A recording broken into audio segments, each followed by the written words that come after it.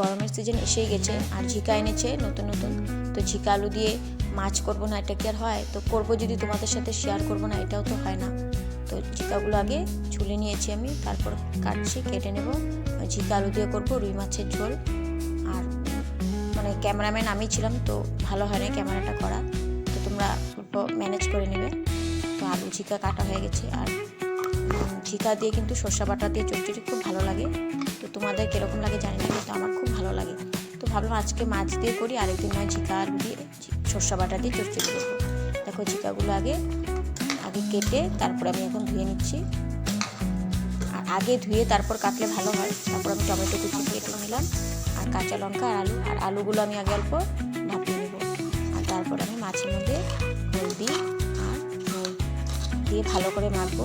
আর অল্প লেবু রসও দিয়ে দিয়েছিলাম আমি। তো মাছের মধ্যে লেবু রস, হলদি, নুন একটু ভালো করে মাখবে, যেন সবগুলো মাছে ভালো করে লেগে যায়। তাহলে মাছটা খেতেও মানে দারুণ হয়, খেতে খুব টেস্ট হয়। তখন তুমি ভাজা খাও বা ঝোলেই বানাও, যেমনি বানাও, খেতে খুব ভালো লাগে। এদিকে দেখো ভালো করে আমি মেখে নিয়েছি হলদি নুনটা। আর এখন এদিকে তেল বসিয়ে দিব কড়াইতে। তেল বসিয়ে দিয়ে মাছগুলো দিয়ে দেবো। দেখো উল্টিয়ে দিলাম আমি মাছগুলো, সুন্দর উল্টিয়ে যাচ্ছি। সেদিকে আমার এদিকে ভাপিয়ে রাখা আলুগুলো ভাপিয়ে আমি জল ফেলে রেখেছি। তো মাছগুলো আমার হয়ে গেছে প্রায়, এই যে নামানো হয়ে গেছে। দেখো এখন আমি গরম তেলে গোটা কালা জিরা, তেজপাতা, শুকনো লঙ্কা দিয়ে আমি কেটে রাখা ঝিকা, আলু, টমেটো আর কাঁচা লঙ্কা সব আমি একসাথে দিয়ে দিলাম। আমি শর্টকাটভাবে রান্না করছি। তো তোমরা চাইলে আগে আলুগুলো ভিজে উঠিয়ে রাখতে পারো, কিন্তু আমি একভাবে শর্টকাটভাবে রান্না করি। কিন্তু যেভাবেই করো মানে রান্নাটা ভালো করে কষালে, মানে মশলাটা ভালো করে কষালে তরকারিতে এমনি টেস্ট হয়। কালারটা খুব সুন্দর এসেছে। তো তোমরা এভাবে করে খেয়ে দেখতে পারো।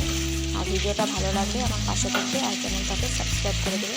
এখন আমি একটু মটর দিয়ে দিলাম, কারণ কি আমার বাচ্চারা মটর খেতে খুব ভালোবাসে।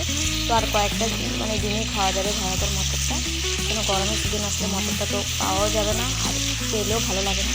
তো আমার মশলাটা হয়ে গেছে, হাতে হয়ে গেছে পুরো কমে এখন আমি পুরো খুব সুন্দর হয়েছে কালারটা। এখন আমি জল দিয়ে দেবো পরিমাণ মতো। তোমরা চাইলে পেঁয়াজ দিয়েও করতে পারো, তো আমি পেঁয়াজ ছাড়া করেছি কালা জিরা পোড়া দিয়ে। কালারটা কি সুন্দর এসেছে। আর তোমরা কালারের জন্য চাইলে রেড একটা পাউডার আছে কাশ্মীরি মির্চ, সেটাও দিতে পারো। এখন ঝোলটা উতলাচ্ছে, এখন আমি ভাজা মাছগুলো সব দিয়ে দেবো, কিছুক্ষণ ফুটাবো। তারপর এখন আমি ধন্যবাদ কুচি দিয়ে মাছটা নামিয়ে দেবো। কেমন হয়েছে সবাই দেখো, মাছটা দেখতেও যেরকম দারুণ হয়েছে, খেতেও দারুণ হয়েছে। নতুন নতুন ঝিকা দিয়ে মাছ। ভালো লাগলে চ্যানেলটাকে সাবস্ক্রাইব করে দেবে আর পাশে থাকবে। তো আমি নতুন নতুন ভিডিও করছি, তো পাশে থাকবে। Bye bye.